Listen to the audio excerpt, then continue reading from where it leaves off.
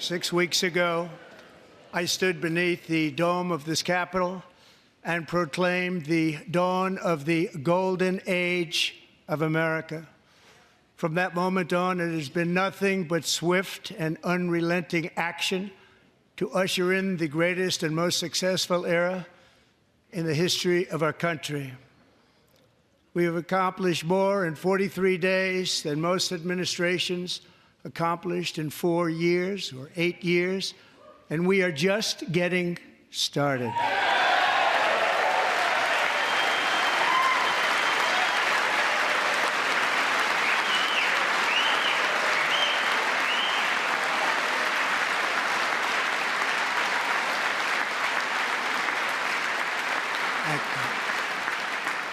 I return to this chamber tonight to report that America's momentum is back, our spirit is back, our pride is back, our confidence is back, and the American dream is surging bigger and better than ever before.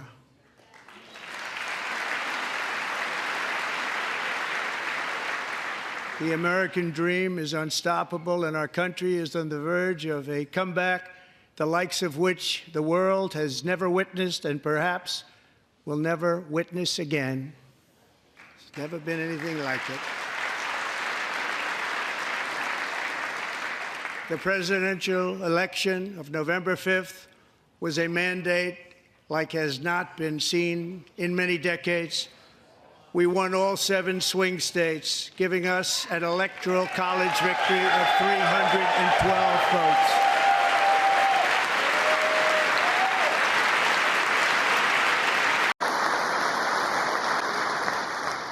We won the popular vote by big numbers and won counties in our country.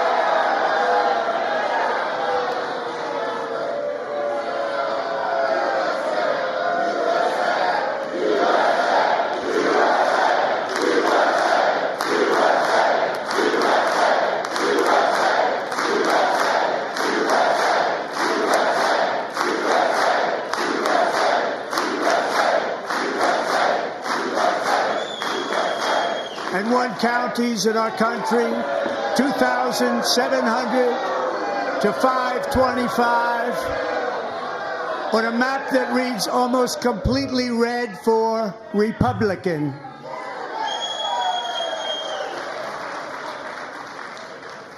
Now, for the first time in modern history, more Americans believe that our country is headed in the right direction than the wrong direction. In fact, it's an astonishing record, 27-point swing, the most ever.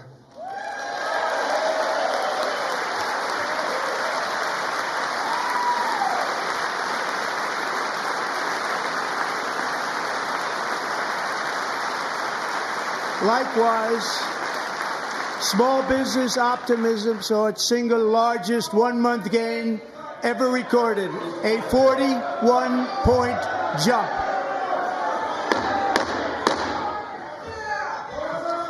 Members are directed to uphold and maintain decorum in the House and to cease any further disruptions. That's your warning.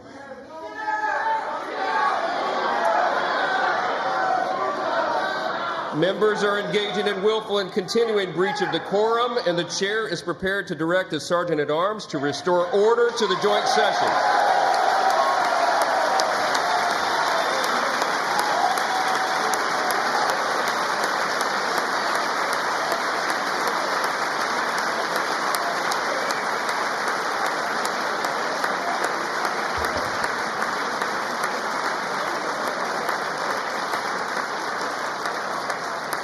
Mr. Green, take your seat. Take your seat, sir. Take your seat. Finding that members continue to engage in willful and concerted disruption of proper decorum, the chair now directs the Sergeant-at-Arms to restore order. Remove this gentleman from the chamber.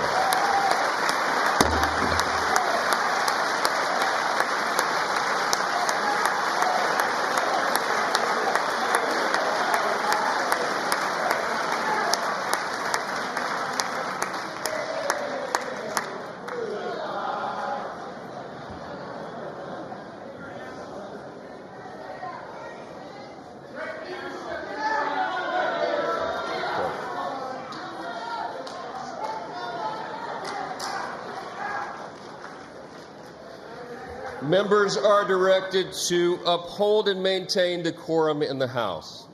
Mr. President, you continue. Thank you. So you're standing there, you're yelling at the president. What were you saying to him? I was telling him that he does not have a mandate to cut Medicaid. And the speaker told you to sit down, and you refused to sit down, and that's why they kicked you out. That is correct. And by the way, if there's a punishment, I will accept a punishment. This is not about me. This is about the people who are going to suffer if Medicaid is cut and if Social Security is cut. We need to raise the cap on Social Security. We need to protect Medicare. And for God's sake, don't cut Medicaid. This is for poor people. Republicans have said that they don't have any exact plans to cut Medicaid right now. It's not spelled out in their budget blueprint. Well, it doesn't have to be spelled out if the budget blueprint requires them to make the cuts that they have said they're going to make. They'll have to cut it. They'll have to cut it. And by the way, I don't want it block granted to states. To send it to the states, Texas refused $100 billion in Medicaid money. $100 billion with a B, because Texas didn't want to put in any portion of the cost to help poor people. Leader Jeffries called for decorum. He called for a dignified democratic presence. Do you feel you were following his wishes by standing up and disrupting? I was following the wishes of conscience. There are times when it is better to stand alone than not stand at all. This president is disrupting the healthcare system. He is all but defying court orders. At some point, we're all going to have to stand up. To further combat inflation, we will not only be reducing the cost of energy, but will be ending the flagrant waste of taxpayer dollars.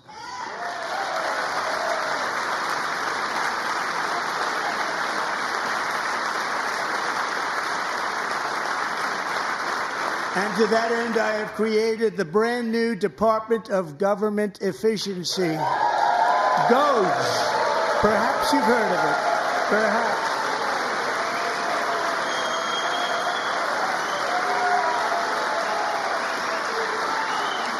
Which is headed by Elon Musk, who is in the gallery tonight.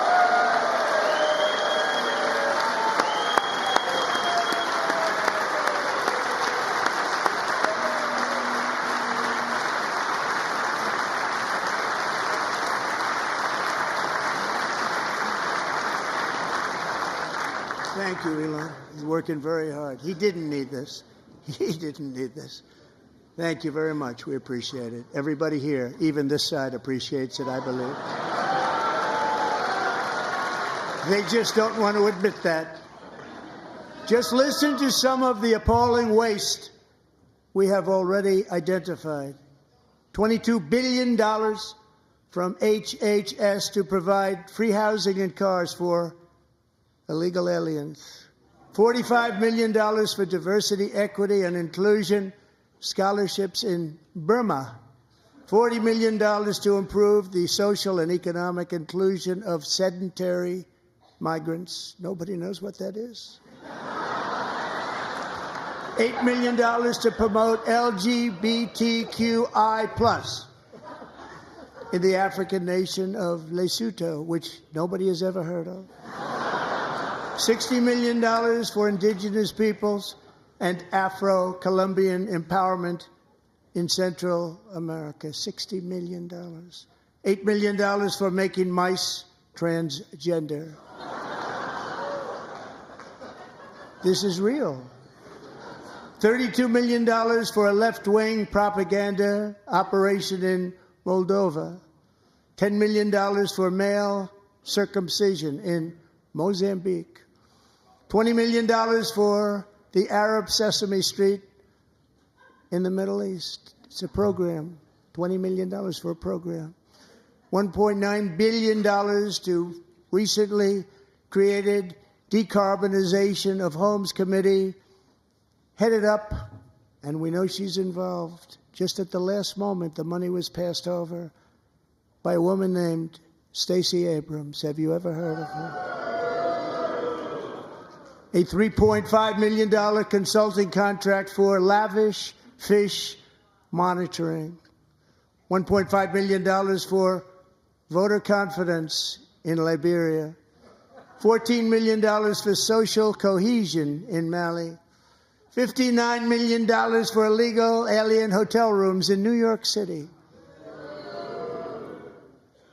He's a real estate developer. He's done very well. $250,000 to increase vegan local climate action innovation in Zambia.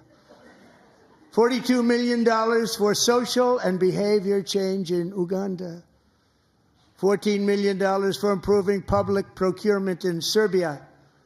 $47 million for improving learning outcomes in Asia.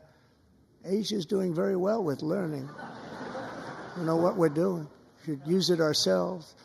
And $101 million for DEI contracts at the Department of Education, the most ever paid, nothing even like it. Under the Trump administration, all of these scams, and they're far worse, but I didn't think it was appropriate to talk about them.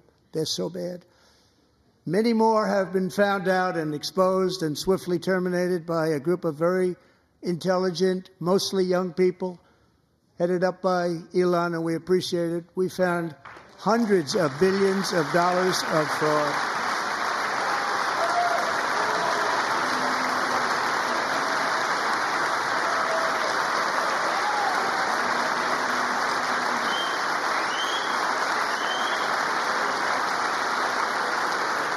And we've taken back the money and reduced our debt to fight inflation and other things. Taken back a lot of that money. We got it just in time. This is just the beginning. The Government Accountability Office, a federal government office, has estimated annual fraud of over $500 billion in our nation, and we are working very hard to stop it. We're going to. We're also identifying shocking levels of incompetence and probable fraud in the Social Security program for our seniors, and that our seniors and people that we love rely on. Believe it or not, government databases list 4.7 million Social Security members from people aged 100 to 109 years old.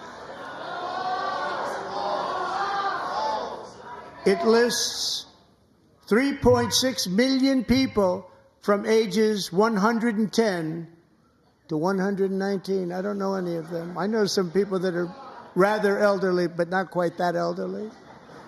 3.47 million people from ages 120 to 129.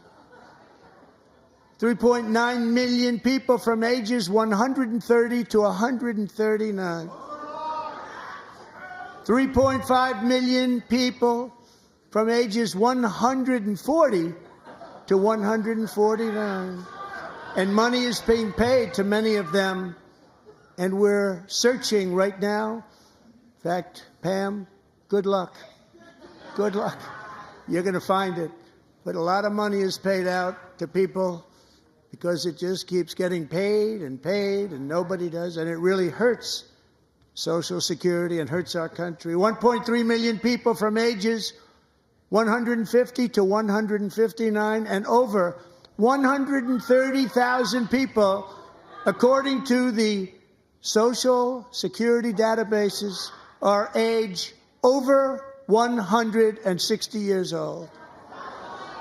We have a healthier country than I thought, Bobby.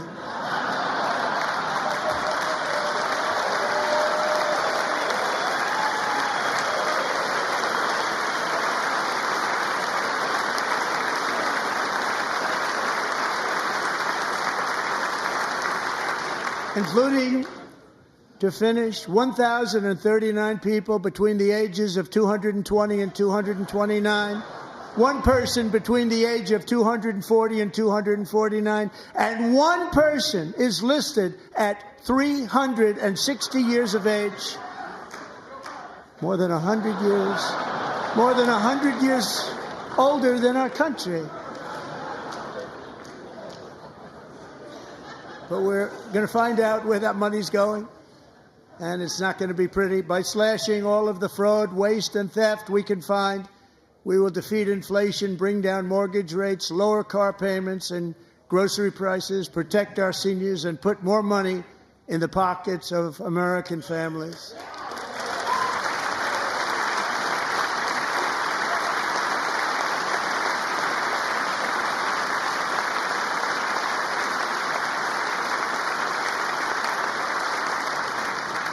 And today, interest rates took a beautiful drop, big, beautiful drop. It's about time. And in the near future, I want to do what has not been done in 24 years, balance the federal budget. We're going to balance it.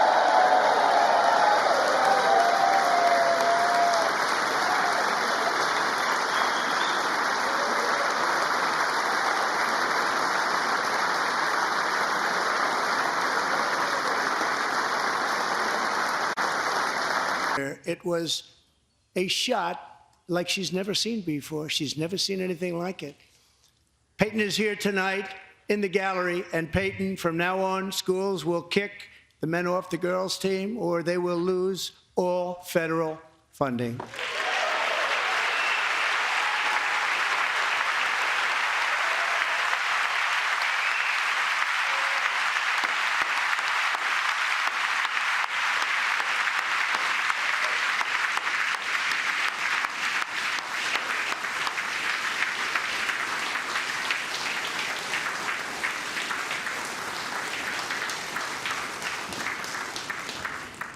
And if you really want to see numbers, just take a look at what happened in the women's boxing, weightlifting, track and field, swimming, or cycling, where a male recently finished a long-distance race 5 hours and 14 minutes ahead of a woman for a new record by 5 hours. Broke the record by 5 hours. It's demeaning for women, and it's very bad for our country. We're not going to put up with it any longer.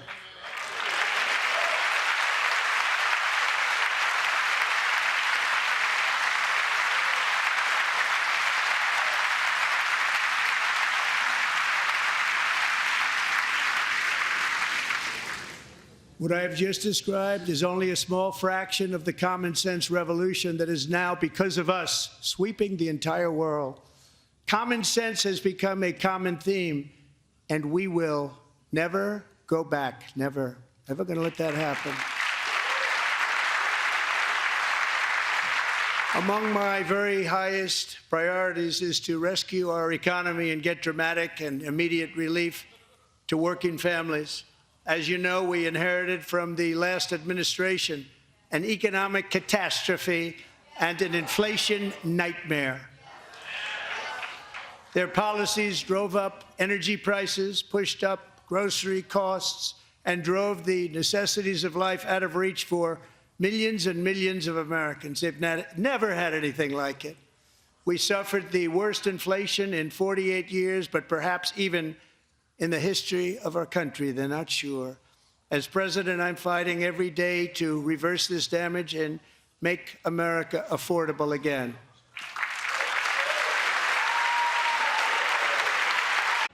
Joining us in the gallery tonight is a young man who truly loves our police. His name is DJ Daniel. He is 13 years old, and he has always dreamed of becoming a police officer.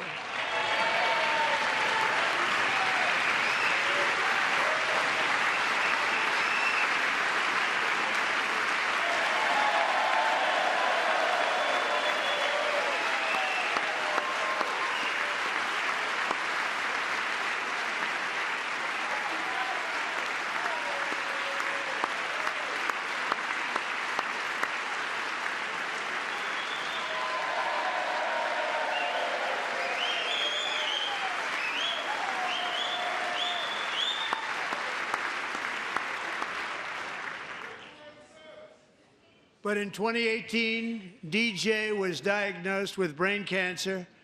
The doctors gave him 5 months at most to live. That was more than 6 years ago.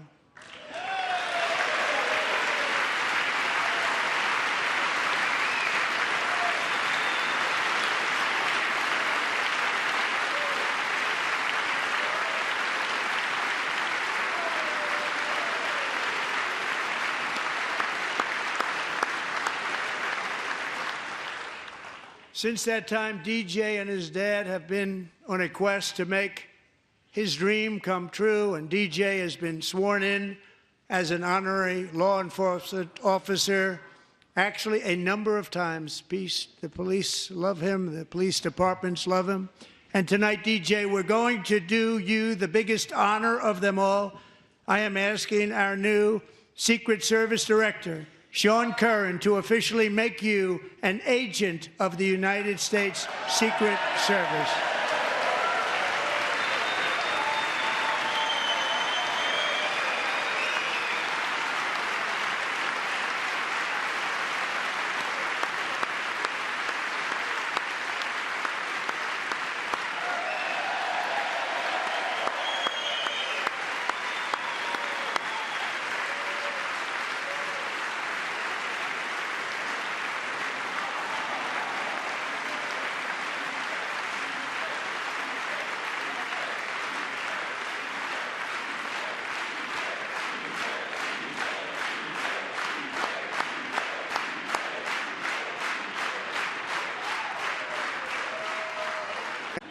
Just listen to some of the appalling waste we have already identified. $22 billion from HHS to provide free housing and cars for illegal aliens. $45 million for diversity, equity, and inclusion scholarships in Burma. $40 million to improve the social and economic inclusion of sedentary migrants. Nobody knows what that is. $8 million to promote LGBTQI+ in the African nation of Lesotho, which nobody has ever heard of. $60 million for indigenous peoples and Afro-Colombian empowerment in Central America. $60 million. $8 million for making mice transgender. This is real. $32 million for a left-wing propaganda operation in Moldova. $10 million for male circumcision in Mozambique. $20 million for the Arab Sesame Street in the Middle East. It's a program. $20 million for a program.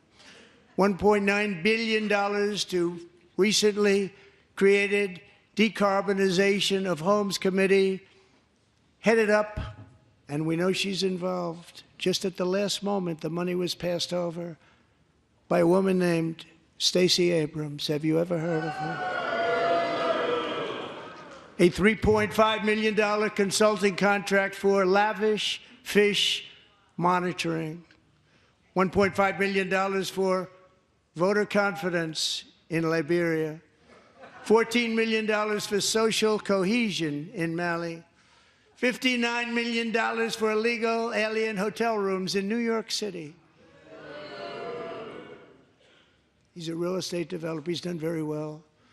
$250,000 to increase vegan local climate action innovation in Zambia. $42 million for social and behavior change in Uganda. $14 million for improving public procurement in Serbia. $47 million for improving learning outcomes in Asia. Asia's doing very well with learning. I don't know what we're doing. We should use it ourselves. And $101 million for DEI contracts at the Department of Education, the most ever paid, nothing even like it. Under the Trump administration, all of these scams, and they're far worse, but I didn't think it was appropriate to talk about them. They're so bad. Many more have been found out and exposed and swiftly terminated by a group of very intelligent, mostly young people, headed up by Elon, and we appreciate it. We found hundreds of billions of dollars of fraud.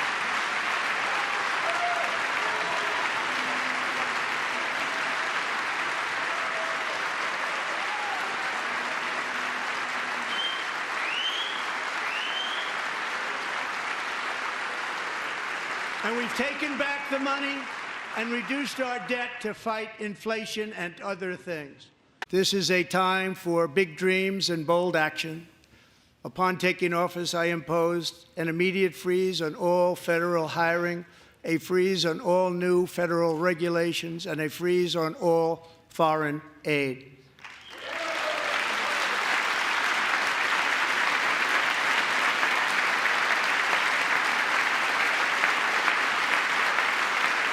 I terminated the ridiculous Green New Scam.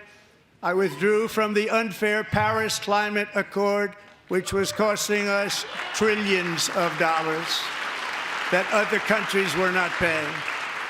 I withdrew from the corrupt World Health Organization.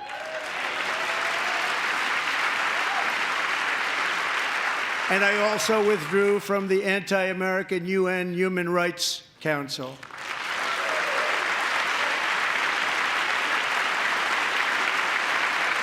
We ended all of Biden's environmental restrictions that were making our country far less safe and totally unaffordable. And importantly, we ended the last administration's insane electric vehicle mandate, saving our auto workers and companies from economic destruction.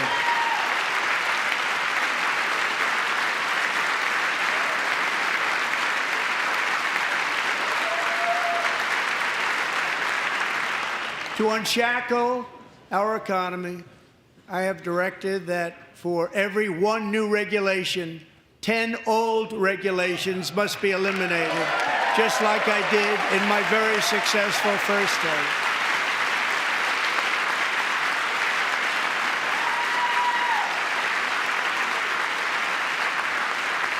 And in that first term, we set records on ending unnecessary rules and regulations like no other president had done before. We ordered all federal workers to return to the office. They will either show up for work in person or be removed from their job.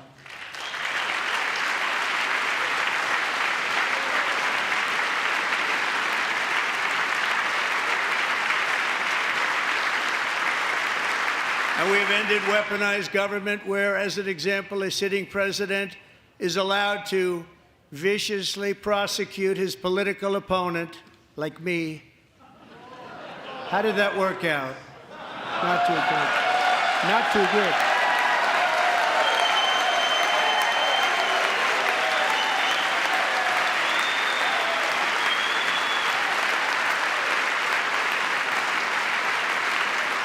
And I have stopped all government censorship and brought back free speech in America. It's back.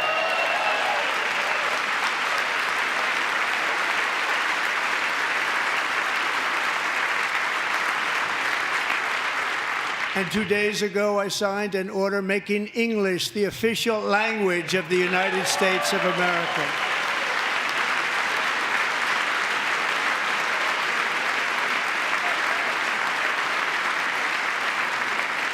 I renamed the Gulf of Mexico the Gulf of America.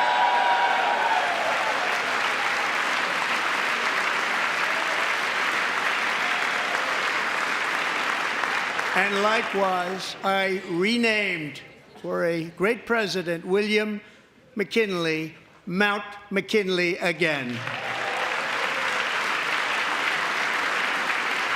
Beautiful Alaska. We love Alaska. We've ended the tyranny of so-called diversity, equity, and inclusion policies all across the entire federal government and indeed the private sector and our military.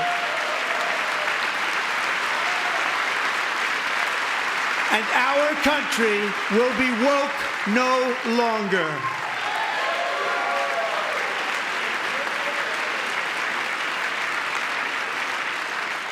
We believe that whether you are a doctor, an accountant, a lawyer, or an air traffic controller, you should be hired and promoted based on skill and competence, not race or gender.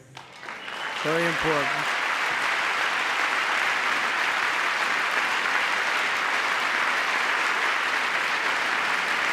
You should be hired based on merit. And the Supreme Court, in a brave and very powerful decision, has allowed us to do so. Thank you. Thank you very much. Thank you. We have removed the poison of critical race theory from our public schools, and I signed an order making it the official policy of the United States government that there are only two genders, male and female.